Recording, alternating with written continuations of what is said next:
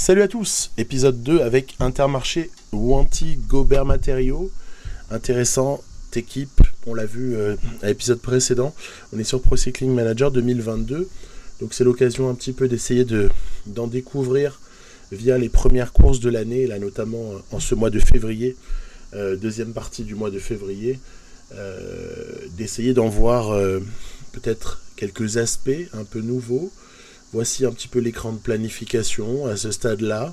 Je vais vous proposer l'Andalousie, la Ruta del Sol. Je vais proposer également le Tour d'Algarve. Et on va également proposer le Tour des Émirats Arabes Unis avant de terminer l'épisode du côté de l'Omloop où Binyam Girmay, qui a subi une première progression, pourrait essayer d'aller chasser une victoire. On verra, on en est bien loin pour le moment. La petite nouveauté du moment sur ce jeu, c'est la détection et les rapports s'amoncellent sur mon bureau virtuel. Ici, vous voyez, il commence à y avoir des notes pour certains coureurs. Grosso modo, toutes les semaines, on a de nouvelles informations via nos recruteurs. Ils sont au nombre de 4. Ça évolue tout doucement. Après, ça évoluera pas encore énormément au cours de cet épisode, mais peut-être dans un mois ou un mois et demi, dans le temps du jeu, bien sûr, on aura peut-être des trucs intéressants à voir, des premières tendances. En attendant, eh bien, en parlant de tendances, on va essayer d'en prendre quelques-unes. Ici, sur le Tour d'Algarve, j'avais bien évidemment tenté ma petite chance avec Taco van der Horn sur l'étape numéro 1. Et je m'étais amusé à penser qu'il y avait peut-être quelque chose à faire. Avec Nenny, on s'est fait complètement avoir et reprendre. Est-ce que Vliegen peut faire quelque chose? Non plus. Est-ce que Gerben Tyson peut faire du bon boulot et essayer de sprinter ou d'emmener Girmay? Ouais, quoi qu'il en soit, on s'est fait avoir. C'est Tennyson qui s'impose ici. Encore du mal un petit peu à s'ajuster là par moment et à faire les choix qui nous paraissent les bons sur les sprints. Tout n'est pas encore en place, donc est-ce que j'ai remarqué vraiment de la nouveauté au niveau du sprint? Non, je dirais que ça se passe relativement pareil. Il y a peut-être une influence que je commence quand même à voir des notes physiques. Certains dans les commentaires l'évoquaient pour ce qui est des ascensions, pour ce qui est l'influence des notes physiques sur le comportement en montagne ou même sur vallon un peu fort ou sur arrivée en côte, etc. Et c'est vrai que même sur les sprints, je commence à voir certaines petites choses. J'ai encore du mal un peu à en parler de manière claire, mais j'ai l'impression que oui, il est bien délicat, par exemple, de damer le pion aux sprinters qui sont les meilleurs. Par exemple, voilà, chose qu'on pouvait faire jusqu'à PCM 21. On pouvait y arriver, on pouvait arriver à gagner des étapes un petit peu venues de nulle part, avec un type qui n'était pas censé battre les tout meilleurs. Là, ça me paraît être un peu plus difficile. Vous me direz si vous remarquez la même chose, ou si c'est uniquement moi. En tout cas, en cette fin d'étape 2, on a raté le bon wagon, regardez, parce qu'après on a Jumbo-Visma qui lâche complètement et qui mène pas du tout la poursuite sur les 4 hommes qui sont sortis, ce qui fait moi je comptais un petit peu sur le travail des uns et des autres pour sortir plutôt au dernier moment. Kwiatkowski à l'avant et surtout Vincenzo Nibali ainsi que Caruso, et regardez qui va sortir à droite comme une balle, c'est Remco qui va sortir là et qui va nous déposer. Bon, après, encore une fois, est-ce qu'on est vraiment surpris? Est-ce qu'on est venu avec toute l'armada? Est-ce qu'on s'est préparé? Est-ce qu'on a des ambitions maximales sur le Tour d'Algarve? Non, certainement pas. Par contre, je me disais, oui, le petit Zimmermann, là, si on pouvait lui obtenir une petite placette au classement général, ça aurait été un petit peu sympathique. Regardez Remco. Il a repris vraiment en un clin d'œil, il a repris Caruso, mais quand même, l'Italien, sur la toute fin d'étape, s'échappe et va s'envoler vers une victoire. Nibali sera 3e, Et derrière, on aura peut-être les deux Ineos, à voir s'ils ont été repris entre-temps ou pas. Donc victoire de Damiano Caruso. Très très bon ici. Il est bon Caruso, il a des bonnes notes. Hein. C'est les reliquats ça, du Giro 2021 IRL. Où il a du coup eu ces notes qui ont eu une jolie revalorisation. Ah voilà, c'est Rafał Majka qui s'est intercalé en 4e position, était sorti avec Remco. Zimmermann vient faire 5, ce qui est plutôt pas mal. Cataneo était sorti avec Remco, ou alors il est sorti après, je ne sais plus. Voilà. Petite hiérarchie sur ce Tour d'Algarve, petite hiérarchie qui apparaît dès l'étape 2. Et nous avons été complètement incapables de peser d'une quelconque façon sur cette course. Pas bien grave. Mais il y a d'autres étapes pour cela. Notamment des étapes de sprint, comme celle-ci. Et il s'est passé sur cette étape 3 un truc qui m'arrive parfois. On était favori en plus. Même s'il y a Nizzolo, Laporte, Nissen, Ballerini, il y a quand même du monde. Mais ouais, ça c'est un truc qui m'arrive de temps en temps. Quand je suis un peu trop fatigué, je m'endors. Et donc en l'occurrence, sur cette étape-là, quand je me suis réveillé, il y avait le ralenti, vous savez, les ralentis du sprint d'arrivée en fait. C'est-à-dire qu'en gros, on ne s'est pas mêlé du tout à l'arrivée, puisque je me suis vu complètement dans la possibilité de lutter. C'est Nizzolo qui va comme ça s'imposer devant Tennyson, Gibbons. Bref, une étape pour rien, mais bon voilà, j'allais pas la chanter. Non, ce n'est pas une erreur d'enregistrement, c'est une erreur d'endormissement. Mais du coup, c'est dommage parce qu'on avait un spot ici pour s'imposer. On avait vraiment la victoire possible avec Girmay, qui est un très bon sprinter. Et du coup, il va falloir reporter nos espoirs sur une autre étape. Alors, laquelle ? Peut-être celle-là. Étape 4, un petit peu moins adapté à la base, mais quand même ça va. Bignam avec son 76 ans en vallon, avec une grosse résistance, pourquoi pas ? Pourquoi ne pas envisager quelque chose ? Alors j'ai quand même envoyé Taco van der Horn à l'avant. Je me suis dit qu'il y avait peut-être quelque chose à faire si jamais le peloton décidait de laisser partir. Je fais des tests, est-ce que les échappées peuvent aboutir ? Est-ce qu'elles n'aboutissent pas ? Je montre pas toujours tout, mais pour le moment, j'ai pas réussi à faire aboutir la moindre échappée à ce stade-là, en tout cas de la carrière. Délicat, il est avec des troisièmes couteaux en échappée ici, Van der Horn. Il n'y a pas de vrai coureur de sa trempe pour pouvoir essayer de faire fonctionner davantage cette échappée. Mais quoi qu'il en soit, c'est difficile. Ça semble difficile de sortir et d'aller au bout. Après, j'ose quand même espérer que sur les grands tours, on aura quelques opportunités, par exemple en 3e semaine, avec un classement général qui est déjà fait et une lutte, une course, je dirais, sur 2 ou 3 plans différents. Il y aurait peut-être moyen quand même d'aller en gratter, mais pour l'heure, c'est délicat, ça roule trop derrière, et il n'y a pas grand-chose à faire. Donc on s'est recentré un petit peu sur le cas Girmay, aussi le positionnement de Zimmermann, en se demandant un petit peu lequel des deux était à même de nous apporter, qui sait, une hypothétique victoire d'étape, quoi. J'essaye ici de partir avec Goossens. J'aime bien ce petit Goossens, il y a peut-être quelque chose à développer chez lui. Il part ici avec Ituria, qui n'était allé finalement faire que les points GPM. Et voilà, Goossens qui, on pouvait l'espérer, allait peut-être être ignoré en raison de son retard au classement général et on allait peut-être lui laisser une marge d'avance.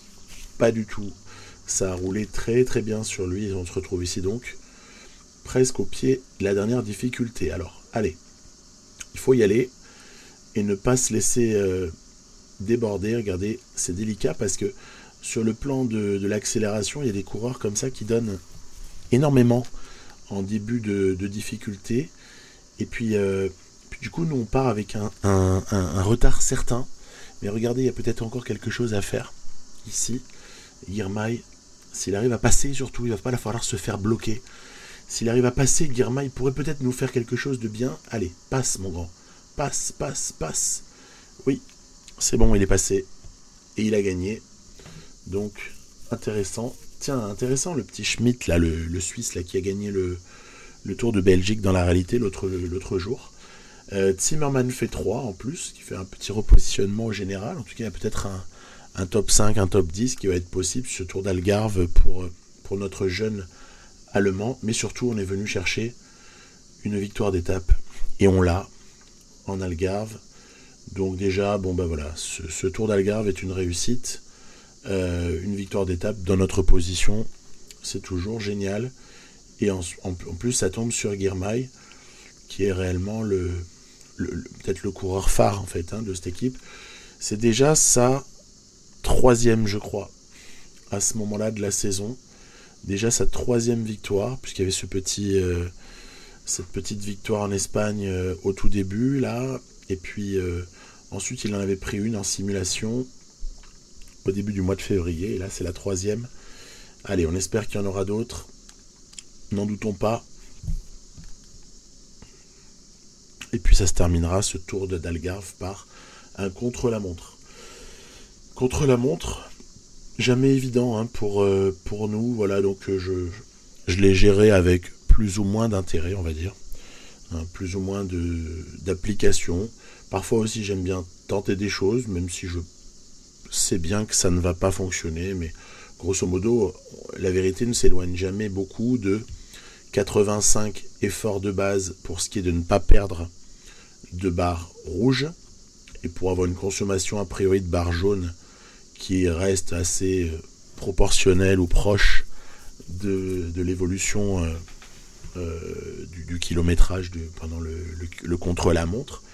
Et puis après, tout point supplémentaire va nous consommer un petit peu davantage la barre jaune et également la barre rouge, le tout étant d'essayer d'ajuster, comme on le voit ici, d'ajuster les choses. Est-ce que Nibali va faire une différence?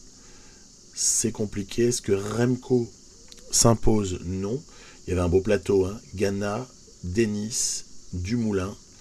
Est-ce que Caruso aura perdu son maillot jaune, son maillot de leader en tout cas, sur la toute fin?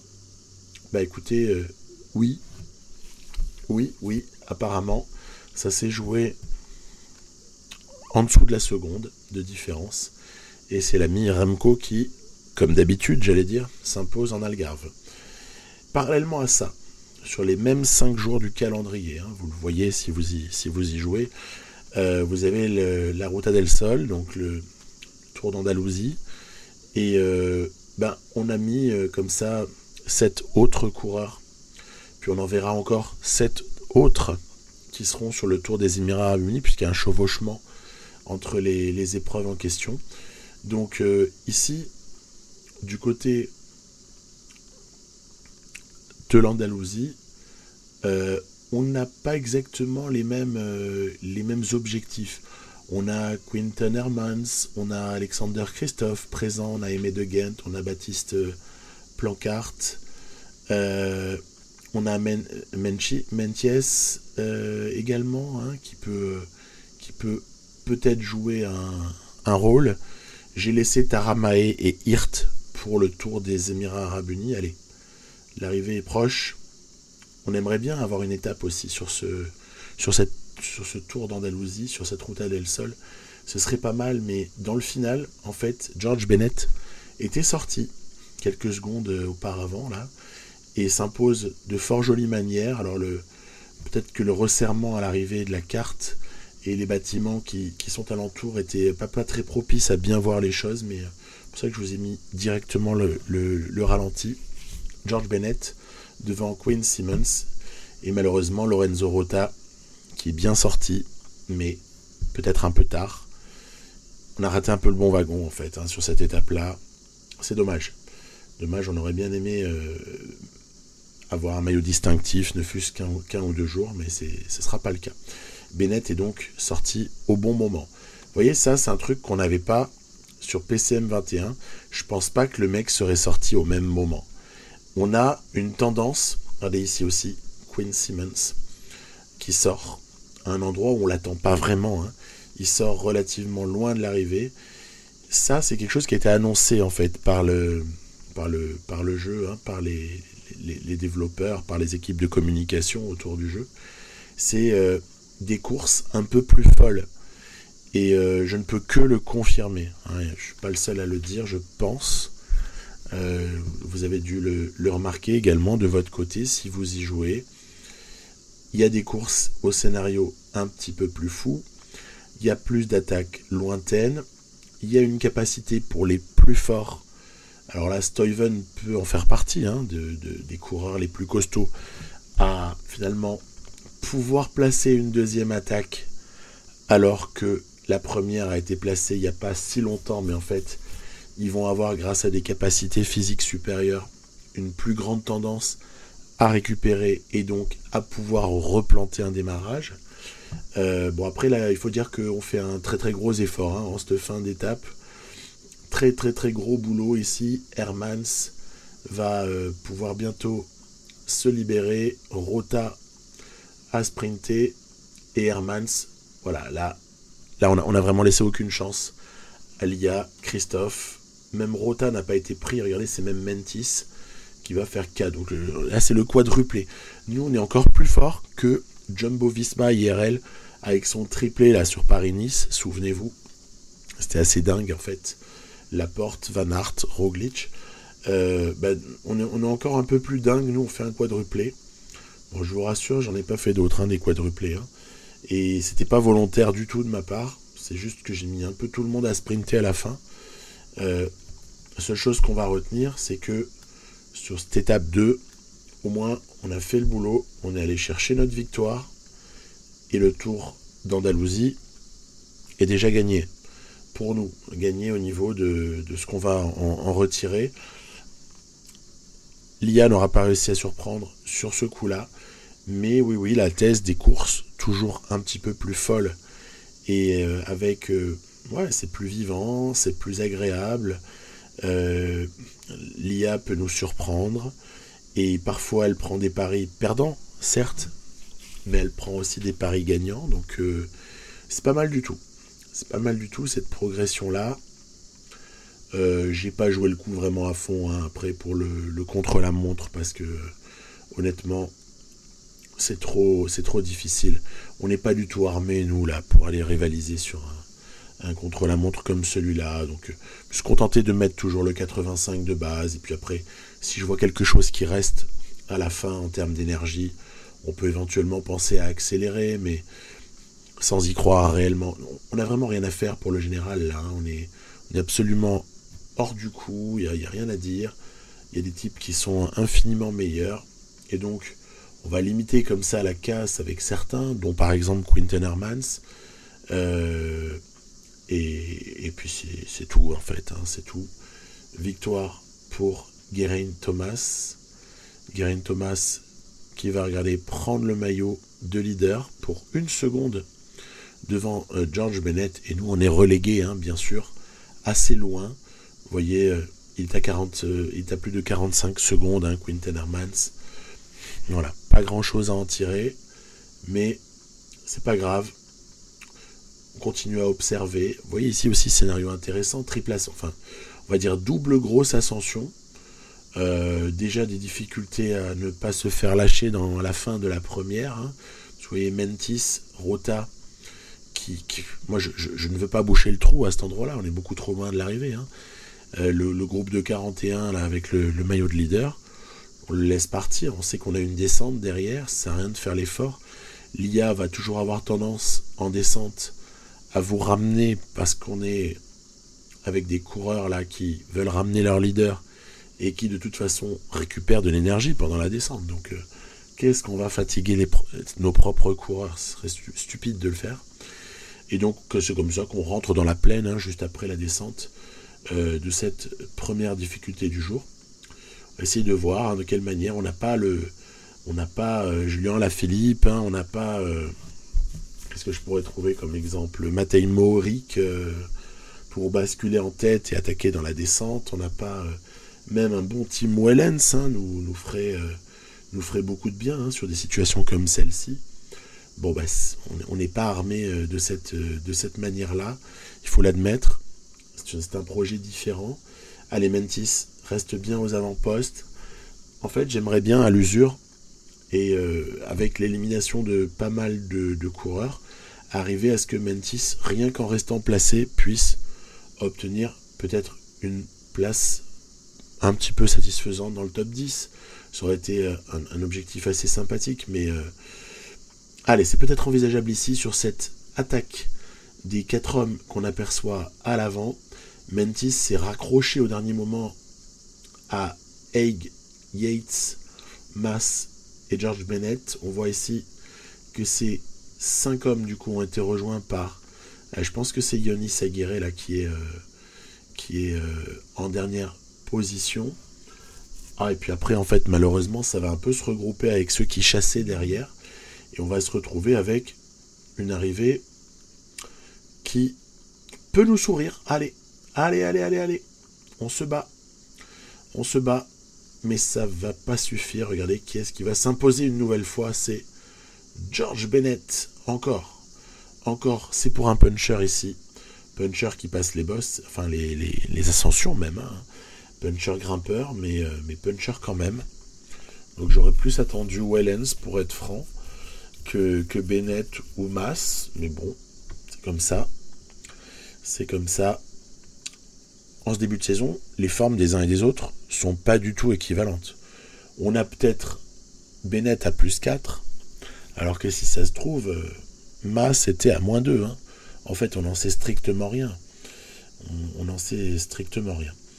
Je vais quand même essayer de me battre sur l'étape 5, non plus pour le général désormais, mais peut-être pour essayer de placer Alexander Kristoff au sprint, parce que quand même, Alexander Kristoff, c'est un super coureur, il y a 2 monuments en carrière, on a encore une certaine vitesse, même si le coureur sera peut-être plus efficace sur les classiques, notamment flandriennes évidemment, mais il y a encore possibilité de glaner un sprint ou 2 ici et là, il l'a d'ailleurs fait cette année IRL, donc pas se priver, il faut essayer juste de faire en sorte qu'il passe certaines difficultés, mais elles sont situées en début d'étape, donc il n'y a pas de problème particulier.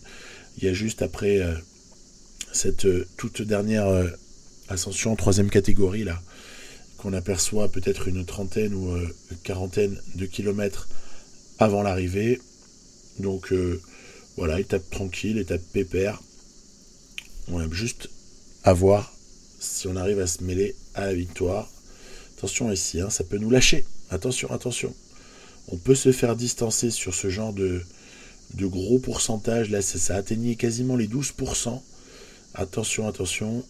Est-ce que ça va basculer là où il faut? Et ben non. On s'est fait lâcher.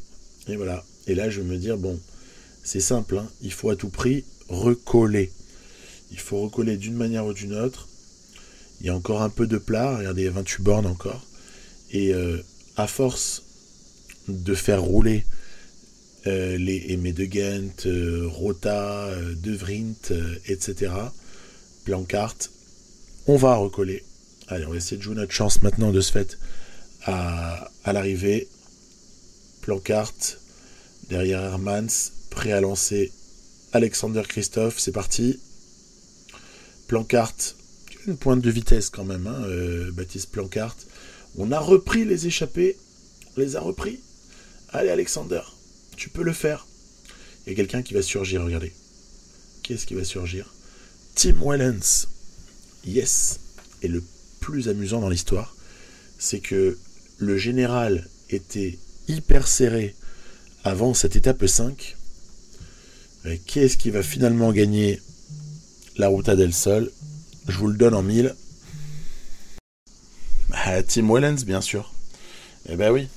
Parce que sinon, c'est pas drôle. Si ça change pas au dernier moment. Non, après, c'était cool, je trouvais.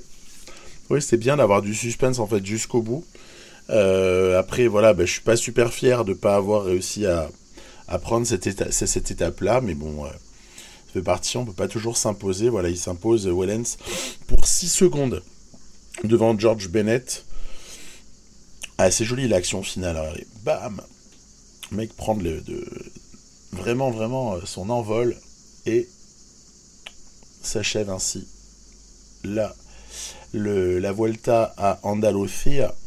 Et bah oui, concordons, évidemment, c'est le début du tour des Émirats Arabes Unis. Alors, voilà, il n'y a que des mecs qu'on n'a pas vus jusque-là. Hein. Yann Hirt, Taramae, Pozzovivo, mais également le petit Heus, Pasqualone, le sprinter, on va dire puncher italien.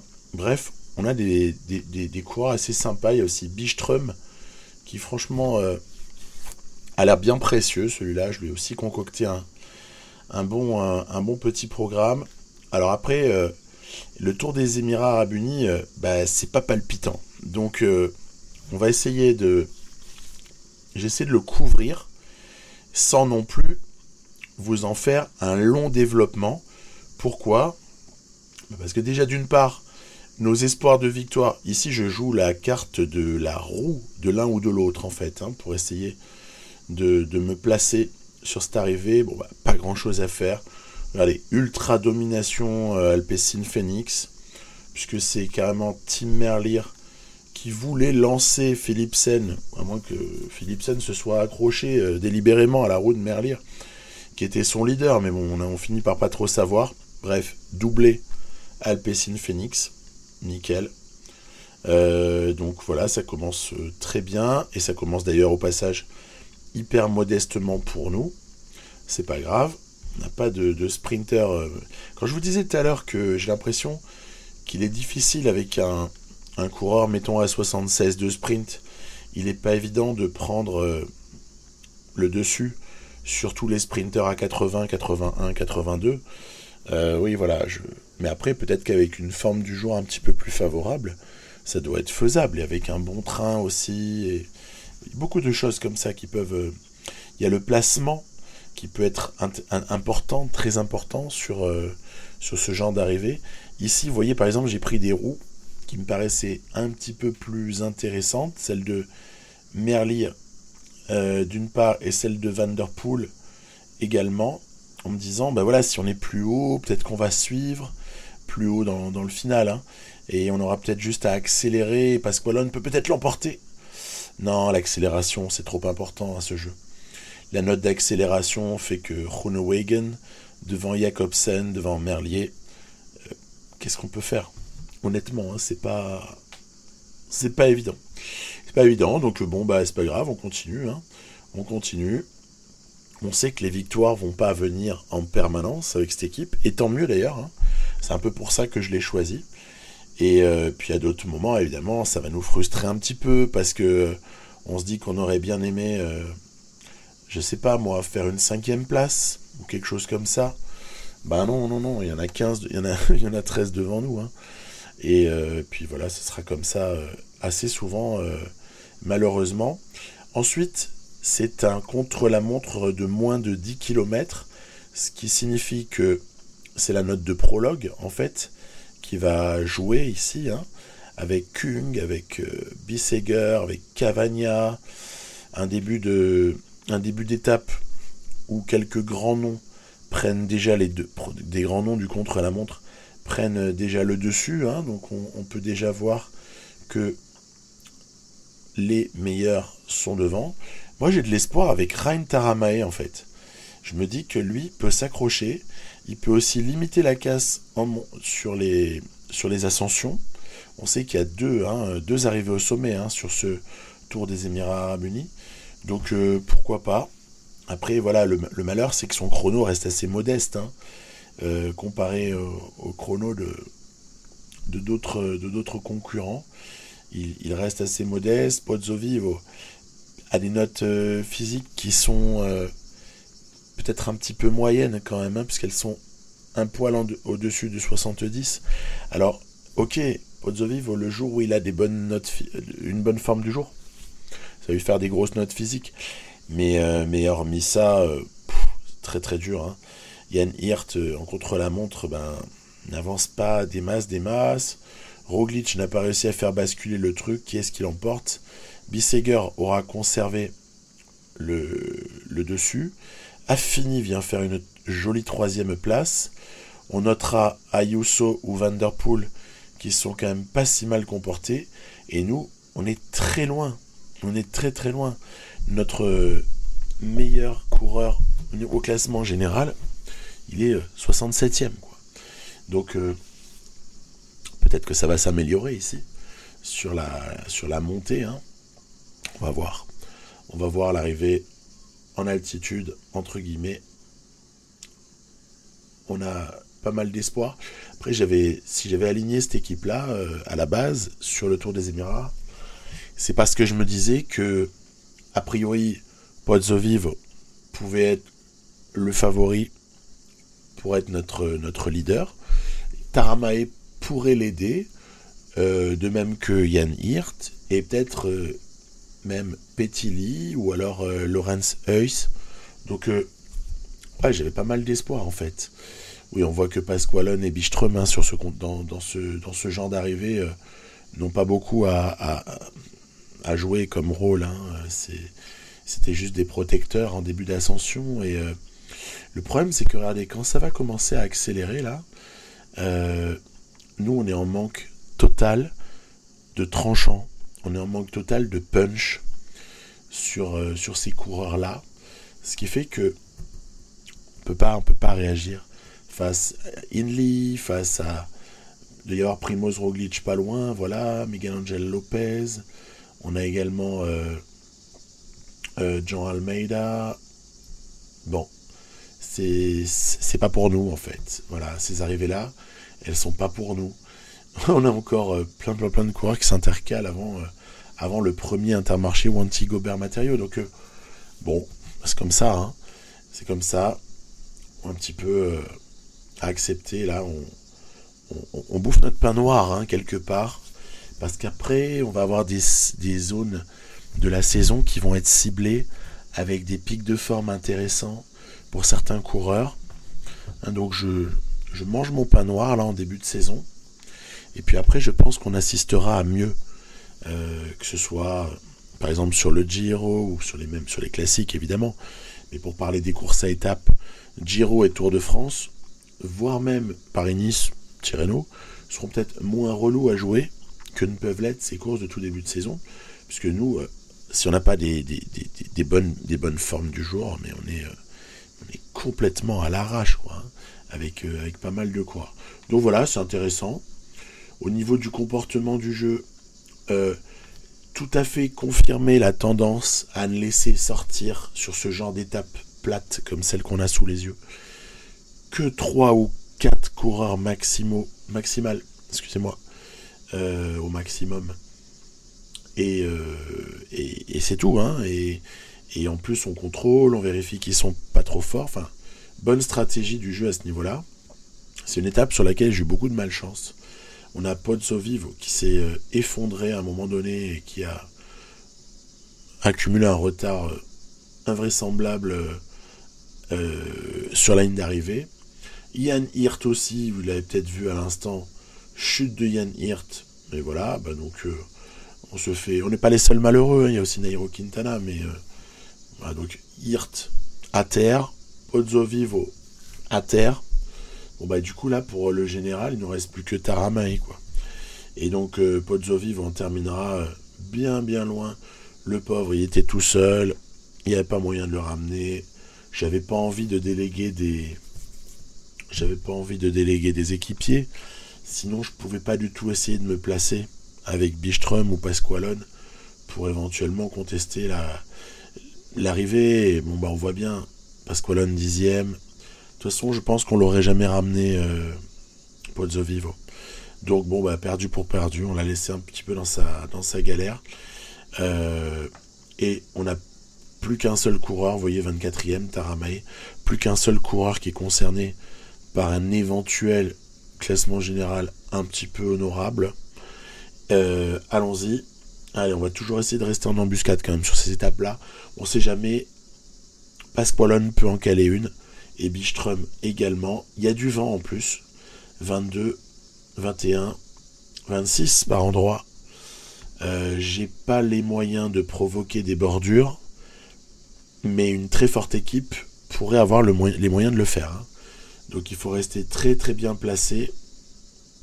Parce qu'il y a moyen vraiment de faire de grosses cassures. Si on s'applique, vous voyez, on dirait que les Alpecin Phoenix ont un petit peu accéléré à un moment donné.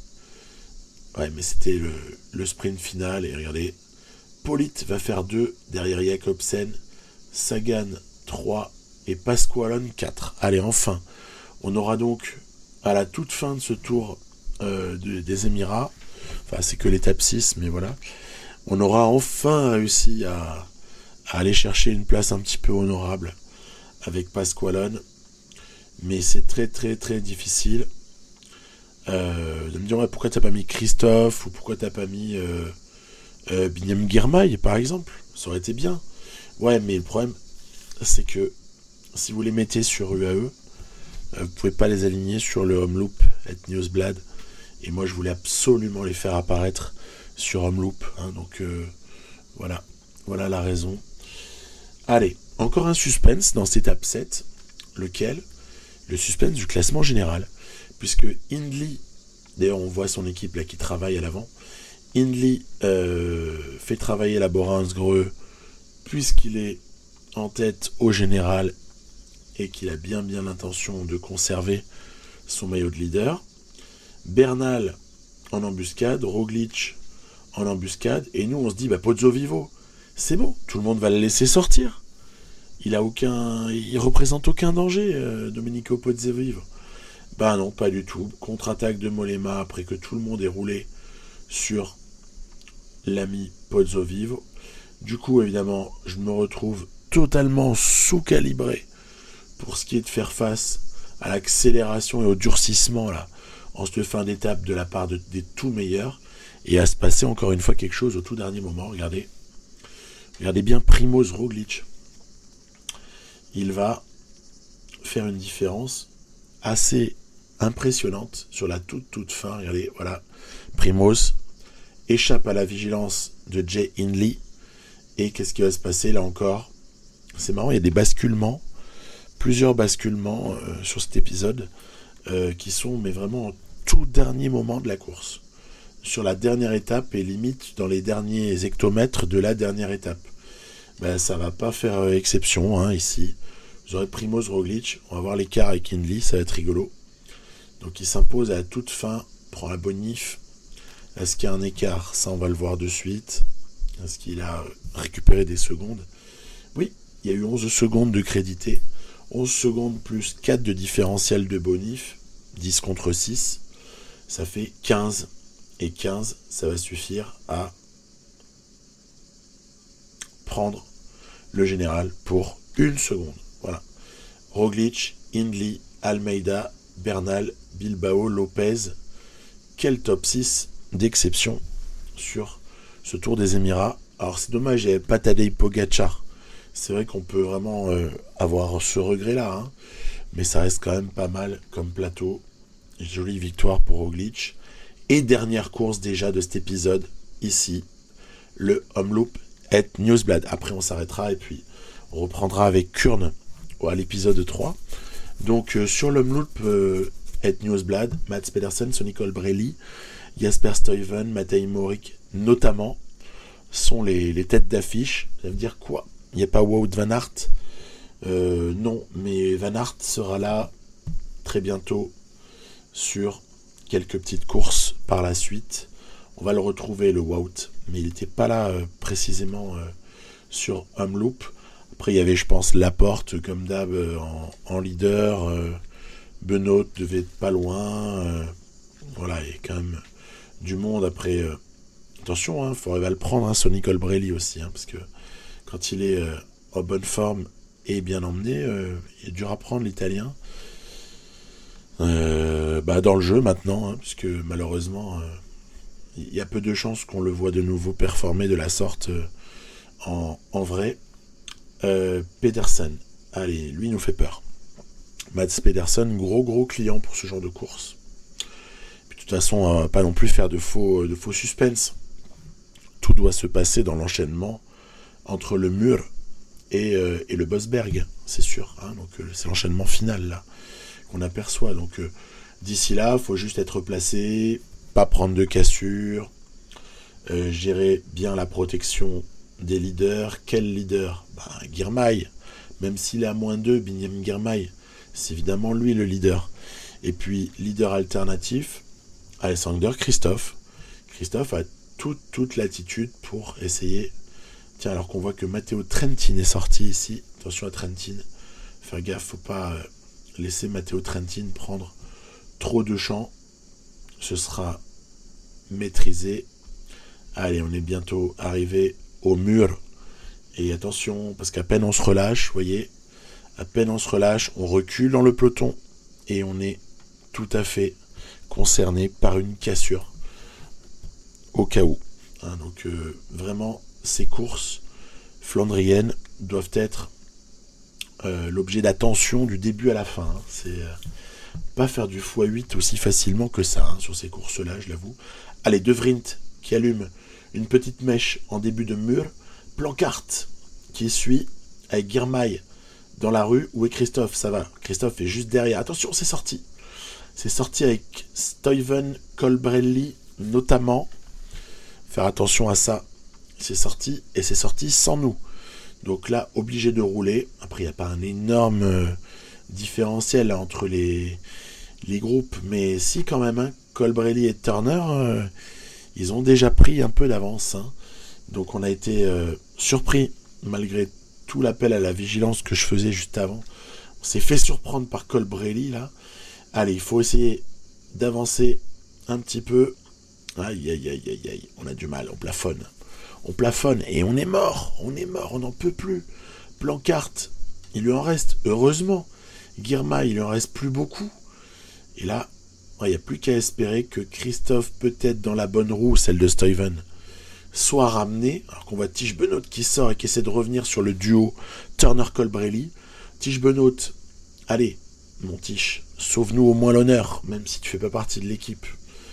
Voilà, peut-être revenir, peut-être coiffer tout le monde au poteau. Il y a une trentaine de secondes, là c'est compliqué. Course est perdue, on est en train de s'enterrer là. Hein. 6 km de l'arrivée, on est en train de s'enterrer littéralement. Plancart fait ce qu'il peut. Moi j'ai envie de garder un peu mon énergie pour la toute fin, on sait jamais. Des fois que les 3 hommes à l'avant marquent des signes de fatigue et que le sprint soit possible pour nous. Allez, De Vriend qui revient comme un boulet de canon. Et oui, on revient. Donc il va falloir lancer au bon moment. Christophe, c'est un peu tôt. C'est un peu tôt de le lancer maintenant. Donc on va vite se calmer. Regardez, voilà, revoir curseur et on relance. On relance trop tard. Trop tard, fichu. Eh ben non, c'est pas fichu. C'est pas fichu parce que le petit stop and go là, pour sprint, effort curseur, sprint, aura été décisif. Je pense qu'on s'imposait jamais si on maintenait notre sprint. Colbrelli nous aurait coiffé et on l'aurait jamais repris surtout. Et là, d'avoir économisé un poil de barre rouge, ça a permis, regardez d'où il part, hein. Girmay, il a un finish là, exceptionnelle qualité de finition. Il saute Colbrelli vraiment sur la ligne. En tout cas, dans les 10 derniers mètres ou 20 derniers mètres, hein, c'est exceptionnel. Ouf, on va se quitter là-dessus avec une jolie victoire pour Biniam Girmay et en vous disant à la semaine prochaine pour un épisode 3 sur lequel on commencera avec Kurn. On aura l'Estrade Bianche. Puis ensuite, évidemment, on s'intéressera à Paris-Nice et au Tirreno Adriatico. Puis je vous prépare une petite vidéo, mais j'en dis pas plus d'ici là.